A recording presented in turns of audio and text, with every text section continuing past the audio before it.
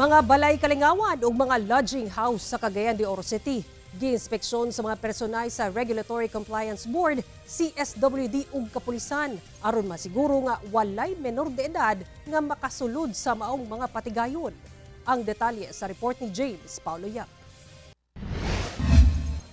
Sa pagsaulog sa World Day Against Trafficking, gironda sa mga personahe sa Cagayan de Oro City Regulatory Compliance Board, kapulisan o City Interagency Council Against Trafficking, Child Pornography, and Violence Against Women and Children ang mga patigayon sa syudad sama sa mga bars, inns ug mga lodging houses. 7 ka mga patigayon ang gibisita sa awtoridad kini aron masiguro nga walay mga menor de edad nga makasulod sa maong establishmento labi na sa mga imnanan. Dili man ta anti-business lagi, kita pro regulation man ta, meaning ato ay sundon lang nila ang mga regulations sa itong mga ordinansa para po ato din silang i-promote o hopefully mas mudagko o mudako pang ilang mga negosyo. Mas hugot sab nga gitutukan karon sa CSWD ug RCB ang mga inn ug lodging house tungod sa mga reklamo nga daghang biktima sa sexual abuses. Gani sa ordinansa sa syudad, ginadili ang pagsulod sa mga menor de edad